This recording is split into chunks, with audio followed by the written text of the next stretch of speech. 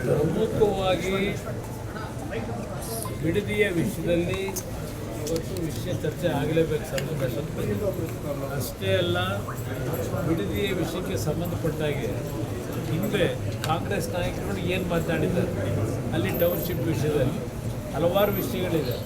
ಇವತ್ತು ರೈತರು ನಿರಂತರವಾಗಿ ಸುಮಾರು 500ಕ್ಕೂ ಹೆಚ್ಚು ದಿನಗಳ ಕಾಲ, ವಿಶೇಷವಾಗಿ ಮಹಿಳೆಯರು, ರೈತ ಮಹಿಳೆಯರ ಹೋರಾಟ ಏನಿದೆ ಇಡೀ ರಾಜ್ಯ ನೋಡ್ತಾ ಇದೆ. ಇಡೀ ರಾಜ್ಯದ ರೈತ ಸಂಘಗಳು, ಹಲವಾರು ಸಂಘ ಸಂಸ್ಥೆಗಳು ಸಹ ಆ ರೈತರ ಹೋರಾಟಕ್ಕೆ ಬೆಂಬಲ ಏನು ಕೊಟ್ಟಿದ್ದಾರೆ.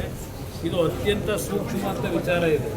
ಇವತ್ತು ಅಲ್ಲಿಯ ರೈತರು ಯಾವುದೇ ಕಾರಣಕ್ಕೂ ಭೂಮಿ ಕೊಡಲಿಕ್ಕೆ ತಯಾರಿದೆ ಇರ್ತಕ್ಕಂಥದ್ದನ್ನು ಹಲವಾರು ರೀತಿ ದಬ್ಬಾಳಿಕೆಗಳ ಮುಖಾಂತರ ಎದುರಿಸಿ ಆ ಭೂಮಿಯನ್ನು ಇವತ್ತು ರೈತರು ಕೊಡಬೇಕು ಅಂತಕ್ಕಂಥ ಒತ್ತಡಗಳನ್ನು ಏನು ಹೇಳ್ತಾ ಇದ್ದಾರೆ. ಅದಕ್ಕೆ ಸಂಬಂಧಪಟ್ಟವಾಗಿ ಪ್ರಮುಖವಾಗಿ ವಿಧಾನಸಭೆ ಕಲಾಪದಲ್ಲಿ ಈ ವಿಷಯವನ್ನು ಪ್ರಸ್ತಾಪ ಮಾಡಬೇಕು ಅಂತಕ್ಕಂಥ ನಿರ್ಧಾರ. ಸಚಿವರು ಈಗ ರಾಜ್ಯದಲ್ಲಿ ಈ ಸರ್ಕಾರ ಈ ಒಂದು ರಾಜ್ಯದಲ್ಲಿ ಕಳೆದ ಚುನಾವಣೆಯಲ್ಲಿ 2023 ಚುನಾವಣೆಯಲ್ಲಿ ಅಧಿಕಾರಕ್ಕೆ ಏನು ಬಂದರು, ಮೊದಲು ಮುಖ್ಯಮಂತ್ರಿಯ ಪದವಿಯ ವಿಷಯವನ್ನೇ ಇಟ್ಕೊಂಡು 3.5 ವರ್ಷ ಕಾಲ ಕಳೆದಿದ್ದಾರೆ. 3 ವರ್ಷ ಕಾಲ ಕಳೆದರು. ಈಗ ಮಂತ್ರಿಮಂಡಲದ ರಚನೆಗೆ ನಾನು ಮಂತ್ರಿ ಆಗಿಲ್ಲ ಅಂತಕ್ಕಂಥ ಒಂದು ಅಸಮಾಧಾನ ಏನು ವ್ಯಕ್ತಪಡಿಸ್ತಾ ಇದ್ದಾರೆ. ಆ ಒಂದು ಅಸಮಾಧಾನವನ್ನು ಸರಿಪಡಿಸ್ತಕ್ಕಂಥದ್ದಕ್ಕೆ ಇವರು ಸಮಯ ಮೀಸಲಾಗಿದೆ. ಈಗ ಆಗ ಮುಖ್ಯಮಂತ್ರಿ ಸ್ಥಾನ ಅಂತ ಹೇಳಿ ಸಮಯ ವ್ಯರ್ಥ ಮಾಡಿದ್ರು, ಜನಗಳ ಕಷ್ಟ ಸುಖ ನೋಡಲಿಲ್ಲ.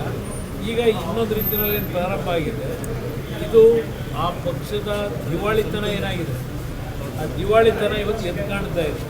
ಇಲ್ಲಿ ನಮಗೆ ಆ ಪಕ್ಷದ ನಡವಳಿಕೆ ಅವ್ರಿಗೆ ಸೇರಿದ್ದು, ಆದರೆ ಇಲ್ಲಿ ರಾಜ್ಯದ ಪರಿಸ್ಥಿತಿ ಏನಾಗ್ತಿದೆ, ಇವತ್ತು ಇಲಾಖೆಗಳಲ್ಲಿ ಮಂತ್ರಿಗಳು ಕೆಲಸ ಮಾಡ್ತಕ್ಕಂಥದ್ದಕ್ಕೆ ಇಲಾಖೆ ಹಂಚಿಕೆನೂ ಮಾಡಿದೆ.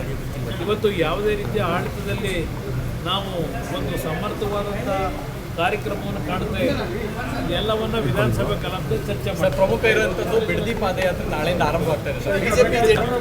ನಾಳೆಯ ಪಾದಯಾತ್ರೆಯಲ್ಲಿ ಅಶೋಕ್ ಅವರು ನಾನು ಸಾಂಕೇತಿಕವಾಗಿ ನಾಳೆ ಪಾದಯಾತ್ರೆ ಭಾಗವಹಿಸ್ತೀನಿ. ನಂತರ ಆ ಒಂದು ಪಾದಯಾತ್ರೆ ಮುಂದುವರಿತದೆ. ನಾವು ಸಾಂಕೇತಿಕವಾಗಿ ಎರಡೂ ಪಕ್ಷಗಳು ನಾಳೆ ಸೇರಿ ಪಾದಯಾತ್ರೆ ಚಾಲನೆ. ಕರ್ನಾಟಕ ನ್ಯೂಸ್ ಬೀಟ್ ಫಾಲೋ ಮಾಡಿ, ಸಬ್ಸ್ಕ್ರೈಬ್ ಮಾಡಿ.